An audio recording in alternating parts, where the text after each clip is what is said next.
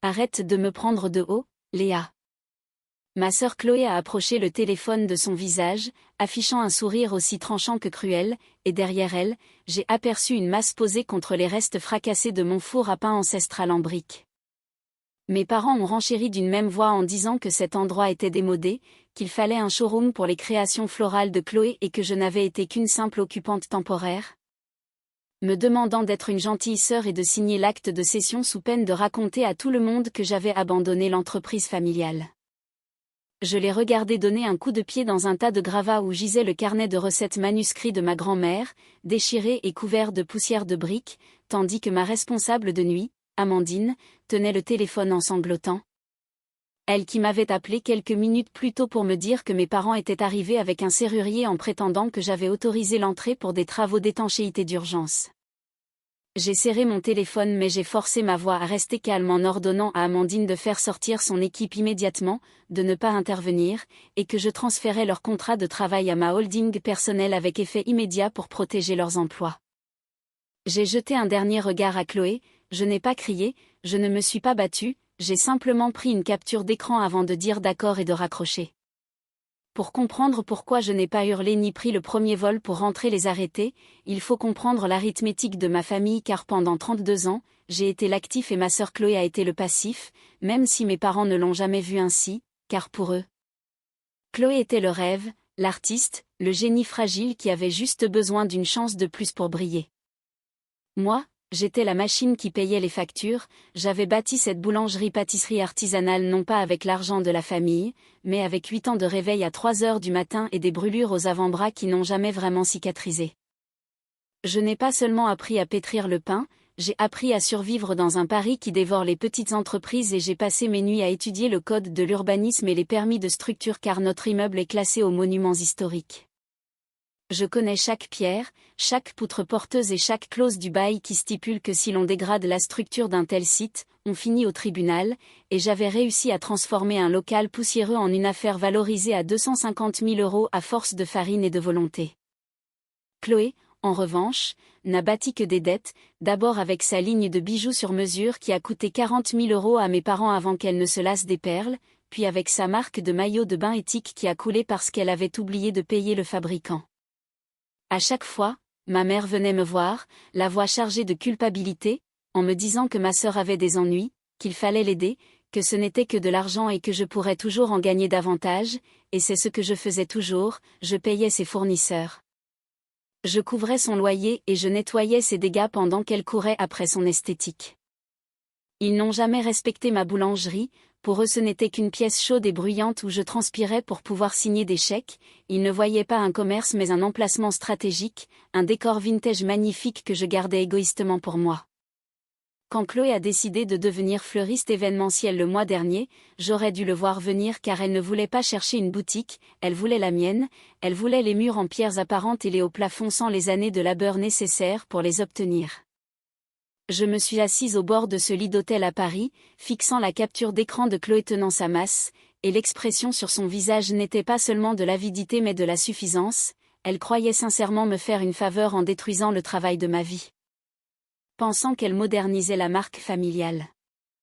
Pour la première fois de ma vie, l'épuisement a pris le dessus sur la culpabilité, j'ai réalisé qu'ils ne m'aimaient pas, ils aimaient mon utilité, et maintenant qu'ils pensaient pouvoir saisir l'actif sans l'exploitant, ils me jetaient.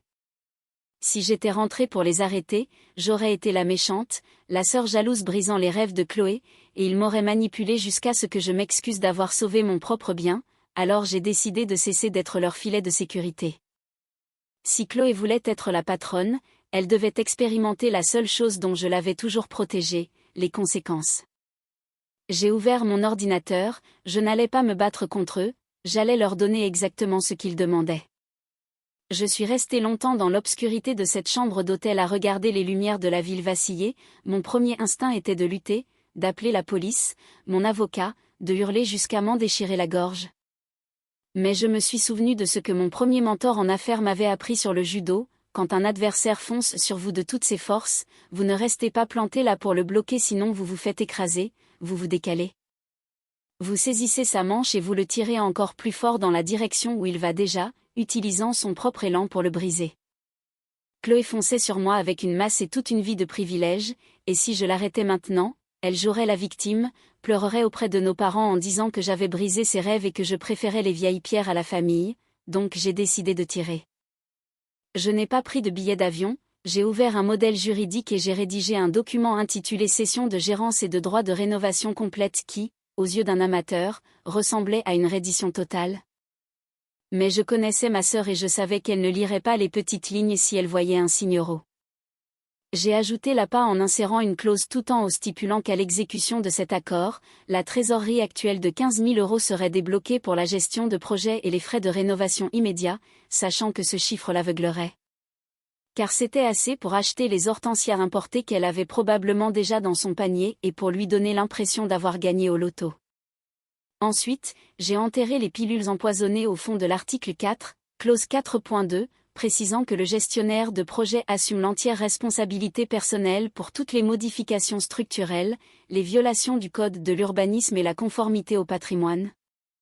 Et dans l'article 6, clause 6.1, les garants acceptaient d'indemniser le propriétaire et l'ancien locataire pour tous les dommages causés au site classé jusqu'à la valeur totale du bail.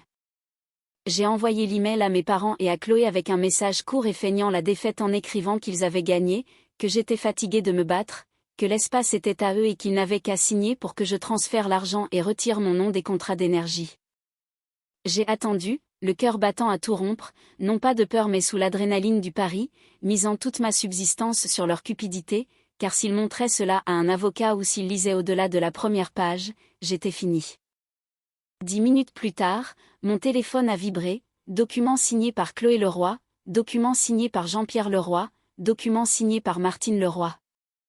Ils n'avaient même pas pris le temps de faire défiler le texte, ils avaient vu les 15 000 € et avaient signé leur propre arrêt de mort. En regardant les signatures numériques et les horodatages prouvant qu'ils avaient fait cela de leur plein gré, je n'ai pas ressenti de joie mais une froideur lourde et définitive, ils venaient d'autoriser leur propre destruction en pensant savourer une victoire.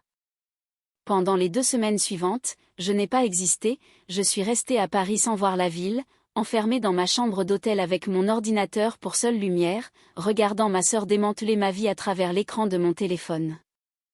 Chloé ne faisait pas que rénover, elle faisait de la mise en scène, postant 20 stories par jour avec des légendes comme libérer cet espace, montrant un ouvrier démolir le carrelage artisanal que j'avais fait venir d'Italie, affirmant qu'il fallait détruire l'ancien pour laisser place au beau. Je l'ai vu abattre le mur porteur en briques, je l'ai vu se vanter de l'open space qu'elle avait conçu elle-même pendant que ses abonnés l'acclamaient en la traitant de visionnaire et que mes parents commentaient avec des cœurs, fiers de son audace. Ils étaient si fiers et si bruyants qu'ils documentaient chaque délit en temps réel et c'était en temps d'intervenir, chaque instinct de mon corps me hurlait de l'appeler pour l'avertir que le plafond allait s'effondrer, mais je me souvenais de la clause 4.2, si j'intervenais. Ne serait-ce que par un conseil, je pouvais être considérée comme reprenant la responsabilité, alors je devais rester un fantôme et les laisser se pendre avec la corde que je leur avais fournie. Mais je ne faisais pas que regarder, j'ai appelé la hotline de la sécurité des bâtiments de la mairie, non pas pour dénoncer une mauvaise rénovation car la police s'en moque, mais pour signaler un danger d'effondrement structurel imminent sur un site classé monument historique. J'ai dit au répartiteur d'une voix monocorde qu'il y avait une démolition non autorisée d'un mur porteur primaire en cours au 42 rue de Rivoli et qu'il pouvait consulter le compte Instagram Chloé Bloom pour des preuves en direct. Le ton du répartiteur a changé instantanément quand j'ai précisé que l'immeuble était habité dans les étages supérieurs, car si les violations du patrimoine entraînent des amendes, mettre en danger la vie des locataires déclenche une intervention d'urgence code rouge. J'ai raccroché et j'ai pris un train pour rentrer, calculant mon timing pour ne pas être là lors de la démolition mais pour être présente à l'inauguration. Car je voulais voir leur visage quand la poussière retomberait et qu'ils réaliseraient que la gravité se moque de l'esthétique et que la loi se fiche des sentiments. Je suis arrivée la veille de l'ouverture, j'ai séjourné à l'hôtel et j'ai vérifié mes emails une dernière fois. Une notification de la mairie confirmait une inspection prioritaire prévue à 10 h le lendemain matin, exactement 1 heure après l'ouverture des portes de Chloé. Le piège était tendu. À 9h30, j'ai garé ma voiture de location en face de la boutique et de mon point de vue, l'endroit ressemblait à une couverture de magazine avec des vitrines étincelantes remplies de pivoines roses et de roses blanches, un ruban blanc barrant la porte et même un service de voiturier. Les voitures arrivaient déjà, déversant des influenceurs locaux et le cercle social de mes parents, tous vêtus de couleurs pastel et souriant devant les caméras. J'ai lancé le direct sur mon téléphone. Chloé était à l'intérieur avec une coupe de champagne, entourée d'admirateurs, elle était radieuse et semblait avoir gagné. Elle remerciait mes parents devant la caméra en disant qu'ils avaient cru en sa vision quand personne d'autre ne l'avait fait, les aidant à libérer cet espace de son passé industriel sombre pour en faire quelque chose de lumineux. Mon père avait son bras autour de ses épaules, plus fier que je ne l'avais jamais vu, et ma mère expliquait à un groupe de femmes que j'étais en burn-out, que je n'avais plus l'énergie de gérer un tel bien et que Chloé y avait insufflé une nouvelle vie. Je les ai regardés se complaire dans l'adulation, leur orgueil était étouffant car ils ne se contentaient pas de s'approprier mon succès, ils réécrivaient l'histoire pour faire d'eux les sauveurs et de moi l'obstacle. Mais alors que la caméra balayait la pièce, j'ai remarqué ce que les invités trop occupés à boire ne voyaient pas, au-dessus de la nouvelle arche élégante là où se trouvait le mur porteur, une fine brume blanche tombait, de la poussière de plâtre, et pile au centre de la poutre du plafond. Une fissure capillaire zigzaguait comme un éclair. Le bâtiment gémissait, le mur porteur qu'ils avaient supprimé était la colonne vertébrale de la structure et sans lui, les poutres centenaires commençaient à fléchir, ils faisaient la fête à l'intérieur d'un poumon qui s'effondrait. À 9h55, une berline noire s'est garée et mon avocat, Maître Sterling, en est sorti avec son porte-documents, suivi 2 minutes plus tard par une camionnette blanche de la mairie d'où est sorti l'inspecteur en chef des bâtiments. Furieux qu'on l'ait dérangé un samedi pour un code rouge. Il a fait signe à une patrouille de police derrière lui et une muraille de vestes officielles et de badges s'est dirigée vers l'entrée au moment même où Chloé levait son verre au nouveau départ. Sur mon écran, les portes ont volé en éclats, la musique s'est arrêtée net, l'inspecteur a traversé les fleurs, a braqué un télémètre laser vers la poutre affaissée et quelqu'un a crié de couper le direct, mais Chloé est restée figée, le piège venait de se refermer. Le silence qui a suivi était celui d'une proie sentant le prédateur, le responsable de la sécurité a ignoré la main tendue de ma mère et s'est dirigé droit vers l'arche fissurée d'où la poussière tombait maintenant sur les compositions florales avant de coller un énorme autocollant orange sur la vitrine, danger, accès interdit, bâtiment structurellement compromis. Il a ordonné l'évacuation immédiate en déclarant que c'était une scène de crime. Chloé a reculé en renversant un vase, l'eau inondant ses talons de créateur tandis que son visage passait de la suffisance à la terreur. Et comme toujours, elle m'a désigné du doigt en hurlant que ce n'était pas à elle, que c'était à sa sœur Léa Leroy, qu'elle possédait le bail et qu'il fallait m'arrêter. Mes parents se joignant à elle en insistant sur le fait que j'étais une propriétaire négligente et qu'il ne faisait que nettoyer mon désordre. Cela ne m'a pas fait mal, cela a simplement confirmé tout ce que je savais. C'est alors que mon avocat est entré dans le champ de vision, il a utilisé une télécommande pour couper le logo projeté de Chloé et l'a remplacé par un PDF net en expliquant calmement à l'inspecteur que c'était incorrect, montrant l'acte de cession de gestion et de droit de rénovation. Maître Sterling a pointé la clause 4.2 stipulant que le gestionnaire assume l'entière responsabilité légale et structurelle, puis il a affiché le reçu des 15 000 € prouvant que le contrat était actif. Chloé a fixé sa propre signature en silence avant que l'avocat ne diffuse sa story Instagram d'il y a 2 jours où elle riait avec sa masse en disant que le mur devait disparaître selon sa vision. Le silence dans la pièce s'est transformé en horreur, Chloé avait traité une structure porteuse comme un simple décor et la gravité réclamait sa dette. L'inspecteur en chef a déclaré que la démolition d'une structure classée sans permis était un délit pénal et lui a remis la citation, 300 000 € d'amende plus les travaux de confortement d'urgence. Chloé a lâché le papier en disant qu'elle n'avait pas cet argent, mais le représentant juridique du propriétaire a enchaîné en annonçant qu'en raison de la négligence criminelle, ils activaient la clause d'exigibilité immédiate des 3 années de loyer restantes, soit 180 000 €. Ma mère a hurlé qu'il ne pouvait pas payer, mais Maître Sterling a zoomé sur le bas du contrat, à l'article 6.1 sur les garants personnels, désignant Jean-Pierre et Martine Leroy. Il a expliqué presque gentiment à mon père que s'ils avaient indemnisé le propriétaire et que Chloé ne pouvait pas payer, la responsabilité était transférée sur leurs actifs et que la banque entamerait une procédure de saisie sur leur résidence principale dès lundi. Mon père a fixé les signatures, puis Chloé en larmes au milieu des fleurs mouillées, et enfin la caméra de sécurité, réalisant que je n'étais pas seulement partie, mais que je regardais. 3 jours plus tard, l'assurance a envoyé un refus catégorique de couverture pour acte illégal intentionnel, la vidéo de vantardise de Chloé leur ayant fait économiser un demi-million d'euros. En moins de 30 jours, la maison de mes parents était en saisie pour couvrir les dommages et les loyers, et ils ont fini dans une petite location en périphérie, blâmant Chloé mais jamais eux-mêmes. Chloé a déposé le bilan, sa marque et son cercle d'influenceurs se sont évaporés dès que le rapport de police a fuité.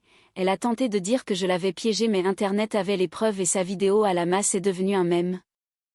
Elle était désormais impossible à assurer et aucun propriétaire ne voulait d'elle. De mon côté, je n'ai pas tout perdu car ma police d'assurance pour perte d'exploitation s'est déclenchée dès l'ordre de fermeture administrative et comme les dégâts étaient causés par un tiers, le paiement a été rapide et intégral. J'ai pris le chèque et j'ai fait ce que j'avais prévu avant qu'il n'essaie de me voler ma vie, j'ai loué un nouvel espace, une unité de production industrielle, pas une vitrine fragile dans un quartier historique, sans enseigne ni passage. Juste une cuisine professionnelle sérieuse conçue pour le volume. Hier matin, ça sentait la levure et la victoire, Amandine sortait des croissants dorés du nouveau four à sol en souriant et m'annonçait que les commandes avaient augmenté de 20% car elle gère désormais les opérations avec un salaire à la hauteur. Je n'ai pas écrit de longues lettres, j'ai simplement joint l'avis de refus d'assurance et envoyé 2 lignes sur le groupe WhatsApp familial, vous vouliez l'espace, vous assumez les conséquences. Puis j'ai bloqué mon père, ma mère et Chloé. J'ai rangé mon téléphone, je me suis approchée de la grande table de travail et j'ai plongé mes mains dans la pâte vivante et chaude, la mienne, pour la première fois de ma vie. Avez-vous déjà dû regarder quelqu'un détruire ce que vous avez bâti juste pour lui donner une leçon ? Dites-le moi en commentaire.